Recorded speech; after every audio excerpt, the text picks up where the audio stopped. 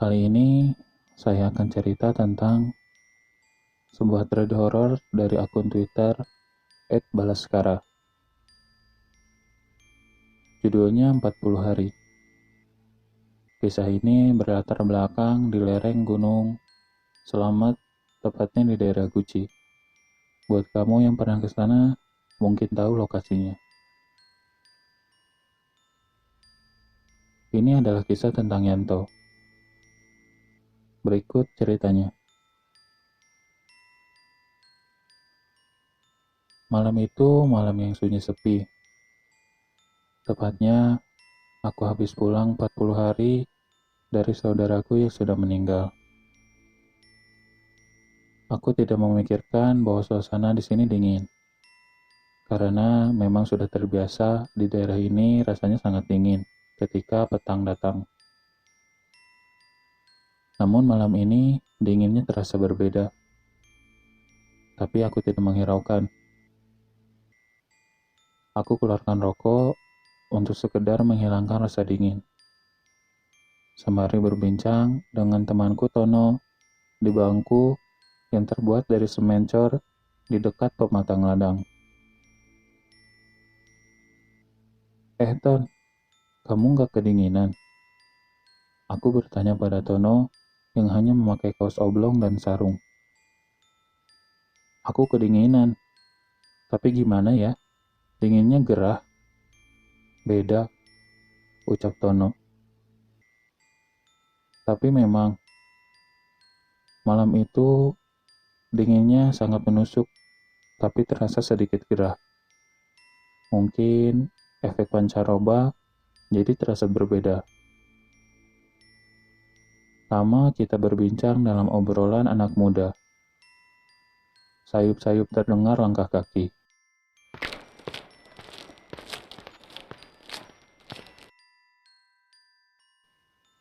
Tono berkata pelan,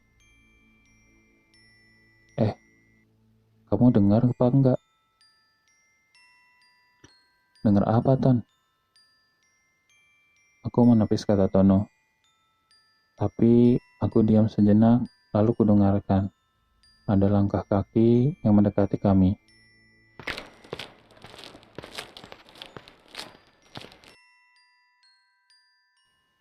Samar-samar, terlihat seseorang yang mendekati kami. Aku dan Tono hanya diam dan memperhatikan dengan penuh cemas. Karena ini sudah jam 11 malam dan masuk ke tengah malam. Penduduk lain pasti sudah terlelap di kehangatan rumahnya masing-masing. Karena memang dari maghrib biasanya daerah ini sudah sepi. Meski dibilang dusun kami paling ramai dari dusun lainnya, di daerah ini tak mungkin ada yang berani keluar kecuali pemuda-pemuda seperti kami. Hei Tok, ini malam apa ya? Tanya Tono berbisik pelan. Ini malam Selasa, ucapku. Selasa apa? Tanya Tono cemas, keringat dingin. Selasa Kliwon, ucap kami bersama-sama.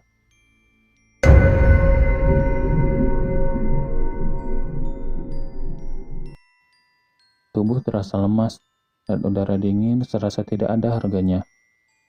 Kami merasa cemas, yang sangat cemas. Waduh, kenapa juga kita keluyuran pas waktu ini? Pantesan, tadi Pak Le nyuruh langsung pulang. Pesan jangan mampir-mampir dulu.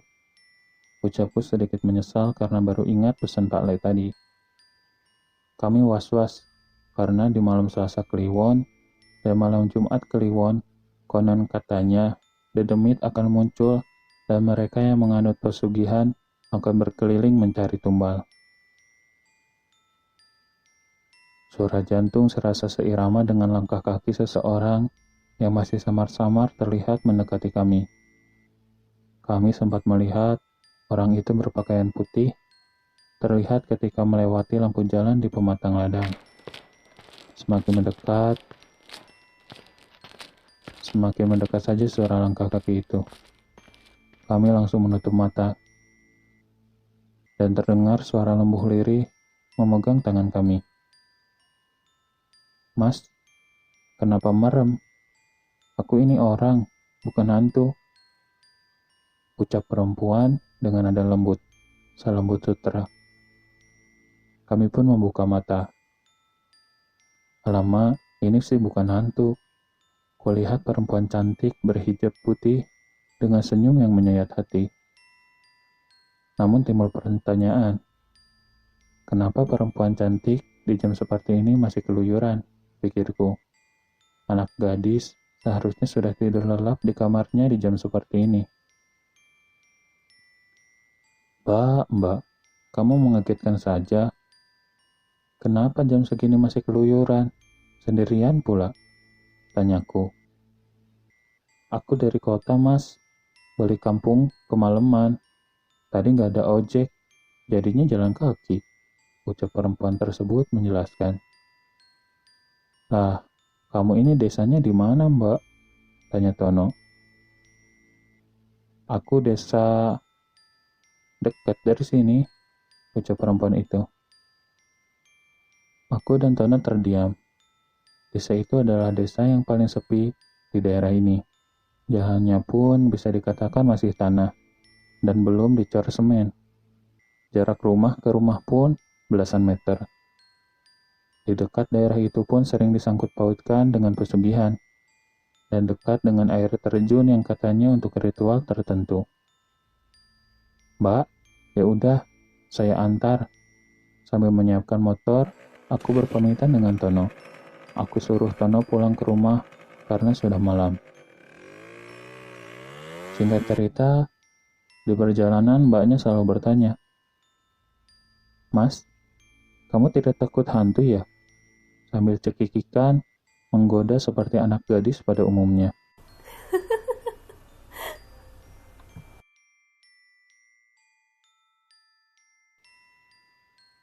Jujur saja aku takut, tapi aku jawab mantap. Ya enggak toh mbak, orang ada temennya, Dia pun hanya cekikikan nggak jelas. Jalanan semakin buruk saja. Tanah dan batu semakin menjadi. Jalannya rusak sekali. Mbak, pasnya rumahmu di mana sih? Itu loh mas, keluar situ, belok kiri, lurus aja, ucap perempuan itu. Tak kusangka, rumah perempuan tersebut lewat depan rumah temanku. Namanya Heru. Dia kebetulan masih di teras rumah dan duduk santai. "Hei Her," sapaku pada Heru, tanpa mampir. "Oi," suara sapa balik Heru. Di perjalanan mbaknya selalu bertanya dengan pertanyaan yang sama. "Mas, kamu gak takut hantu ya?" Sambil cekikikan dengan nada yang sama.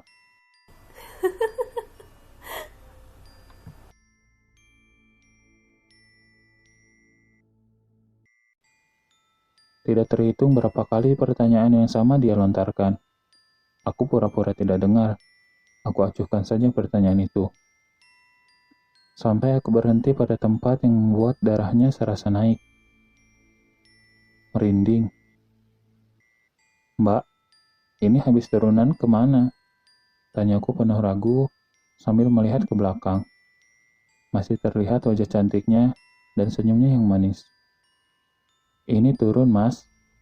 Sehabis turunan, dikit-dikit pokoknya," ucap perempuan itu sambil cekikikan yang lama-lama membuatku merinding. Aku pun menuruni turunan ini. Turunan ini bagiku sangat mistis, karena seringkali terjadi hal-hal yang tidak masuk akal. Dan aura di sini pun sangat tidak baik untuk manusia, bahkan untuk tinggal. Aku turun pelan-pelan di turunan ini, karena memang sangat curam dan sedikit berbatu. Waspada jika nanti terpeleset, kan bisa repot.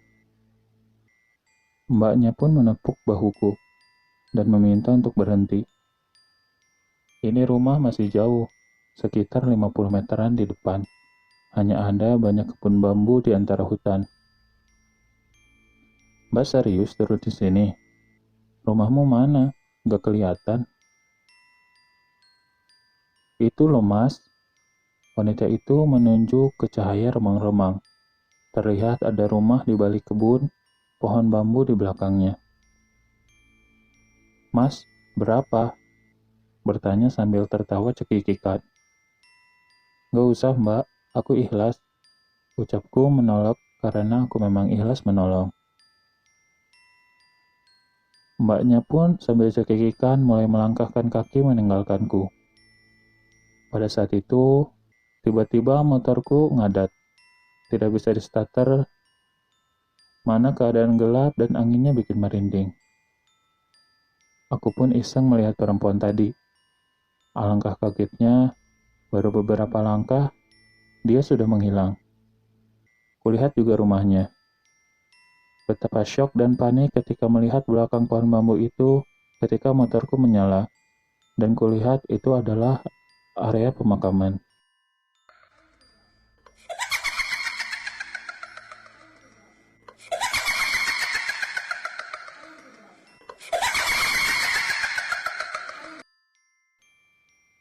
Dengan cemas, takut, aku pun putar balik mengendarai motorku naik dari turunan serem itu.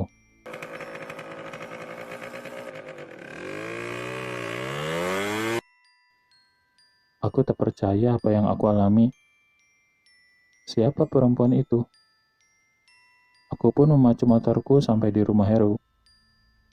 Sesampai di sana, aku cabut kunci motor dan langsung duduk di samping Heru, yang kebetulan masih ada di teras rumahnya.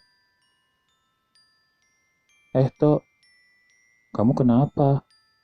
Tanya Heru heran. Aku, lidahku kalut tak bisa bicara, masih syok dan gagu. Minum dulu, tenang, baru cerita, ucap Heru menenangkanku. Aku minum sebanyak-banyaknya, karena aku masih merasa lemas. Aku menceritakan pada Heru bahwa aku tadi baru saja mengantarkan perempuan ke daerah turunan itu. Heru pun tidak percaya. Apa kamu tadi tidak lihat pas aku nyapa kamu? Enggak ya, aku lihatnya kamu sendiri, bercanda kayak orang gila gitu. Kamu kok berani sendiri lewat turunan itu? Ucap Heru.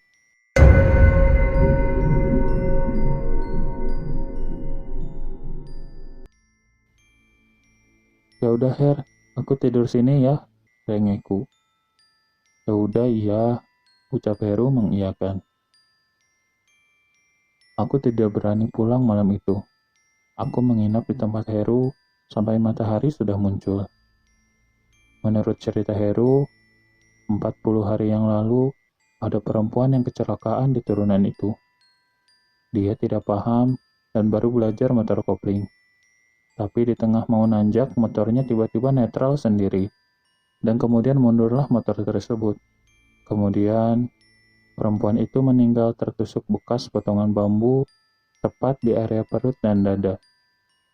Kebetulan juga, aku memakai motor Pak Deku, yang malam itu 40 hari dan wanita itu juga genap 40 hari meninggal. Cerita dari banyak mulut, meninggalnya kurang wajar. Sepertinya perempuan itu adalah tumbal untuk pesugihan. Karena setelah kejadian itu tiba-tiba saja keluarganya menjadi kaya raya. Dan cukup dipercaya bahwa turunan itu memang sangat mistis. Kadang terdengar suara gamelan dan suara cekikikan perempuan.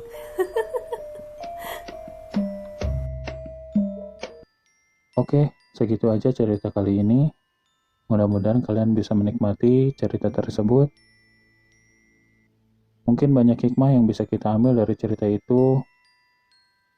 Salah satunya bahwasanya kita harus tetap berhati-hati dimanapun dan kapanpun itu. Dan tetap menghormati adat dan budaya yang ada di sekitar kita. Terima kasih karena sudah menyimak cerita di channel ini. Sekali lagi, pastikan bahwa tidak ada yang diam-diam merhatiin kamu. Jangan lupa subscribe, dan sampai jumpa di cerita berikutnya.